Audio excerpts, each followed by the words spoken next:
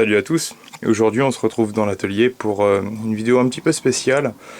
Ce matin j'ai racheté deux taille-haie plateaux en brocante, dont vraiment cette antiquité.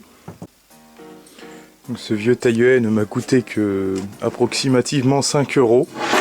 Voilà, ce qui est dérisoire. Enfin bon, après c'est vraiment une antiquité, hein, c'est pas le genre de taille-haie on peut se servir sans avoir notion des dangers qu'il peut représenter quand on l'utilise, justement, parce que les sécurités ont bien changé depuis des années, même les systèmes de fonctionnement, tout ça. Enfin, quand j'ai vu ça, j'ai vu comme un vieux fer à repasser, si vous voulez. Je voyais plus le Kawasaki, mais vu le prix de celui-là, je l'ai acheté. Et puis bon, ça fera une diversité sur ma chaîne, une sorte de petite restauration. On va voir si ça peut marcher en bricolant ça. Enfin, bien que je pense qu'il y a la muraille de Chine entre moi et le fait que ce truc-là, il tourne correctement. Donc le lami est plutôt en bon état, il n'a pas été affûté beaucoup, mais il n'a pas été trop désaffûté non plus. Il a taillé des haies, ça c'est sûr. Je l'ai un petit peu étudié parce que c'est vraiment très étrange. Enfin, je fais un petit peu de la machine ancienne sur la chaîne, mais là on tape vraiment dans l'archaïque, hein.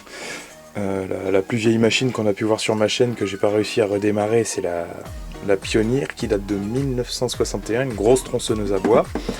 Et là on se retrouve sur un taille-haie qui date de 1958. Donc j'ai battu mon record personnel en ancienneté de machine. En plus c'est un 2 temps, donc enfin, c'est comme la Pioneer, ça va être un 2 temps, voilà, la durée de vie est quand même minime par rapport à un 4 temps, je trouve. Donc ici on a un moteur DNR Compact 3, un cheval. Donc déjà la première curiosité c'est le fonctionnement du lanceur. Donc déjà il accroche que dalle, hein. Mais la corde qui est bonne à changer, hein, de toute façon, passe par des petits rouleaux ici. Donc les rouleaux sont grippés d'un côté, donc ça je peux mettre un peu de dégrippant. Il faut que je change la corde. C'est une poignée en bois avec un arrêtoir en caoutchouc. En tout cas ça accroche pas le moteur, donc je sais pas si le moteur il est serré ou quoi, j'ai pas essayé. Donc ici on a une bougie assez ancienne, c'est une Champion, on verra si ça fonctionne, mais je pense pas que ça soit celle d'origine. Ah oui, donc la curiosité aussi c'est peut-être la poignée ici. Je pense que c'est pour engager les couteaux et en même temps accélérer le moteur.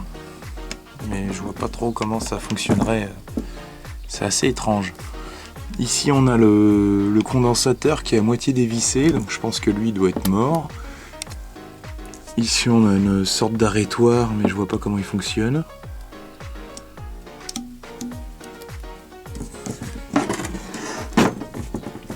L'échappement aussi. Je vais vous montrer l'échappement. Donc c'est une partie qui vient faire le tour du cylindre. Donc la culasse en fait se monte entre le bloc et l'échappement.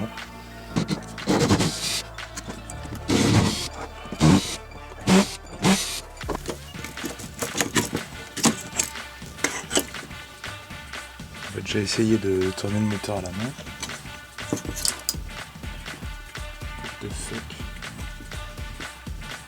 Déjà je crois que ça c'est un morceau du lanceur qui a dû sauter, une sorte de ressort intégré, donc ça encore là c'est bien.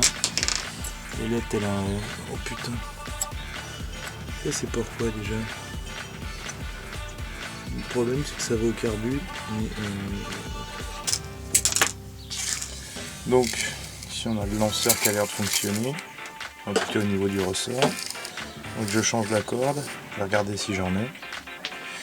Et ça doit aller. J'ai de la ficelle, mais elle n'est pas aussi fine que ça. Donc, je vais peut-être laisser celle-là en attendant. On va racheter de la bonne taille parce que ça va pas marcher.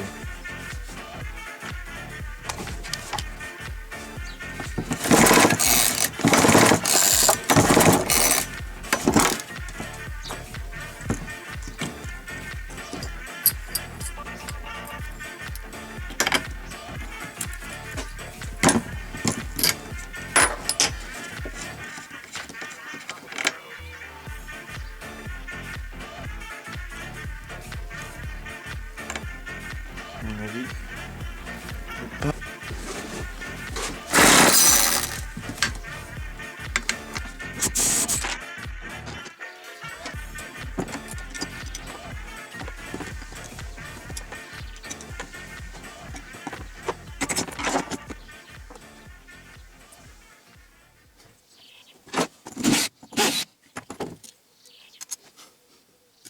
Bon, on est arrivé au stade du pointeau, donc derrière le volant moteur, le petit cache. Par contre, le boulon s'est barré là-dedans, donc pour le retrouver, ça va être marrant. Mais en tout cas, il y a beaucoup de corrosion sur les vis platinées. Donc une fois nettoyé, je pense que ça devrait bien fonctionner. Ça, on peut vérifier. Ouais, ça bouge bien. Donc, il y a juste ça à nettoyer.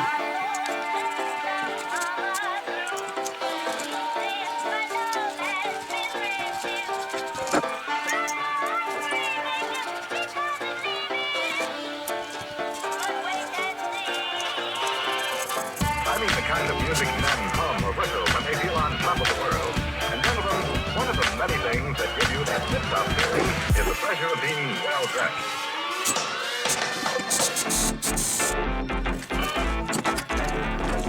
The kind of music men hum or whistle when they feel on top of the world.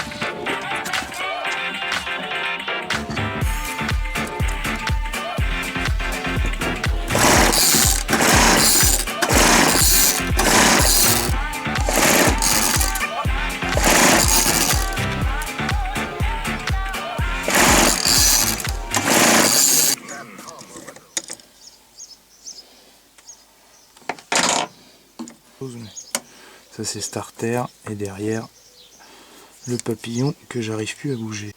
Bon, j'ai de l'allumage. J'ai remarqué que l'échappement bougeait comme il voulait. Je sais pas trop ce que ça veut dire. Enfin, vu que j'ai de l'allumage, je vais mettre de l'essence ici, puis on va voir si ça démarre.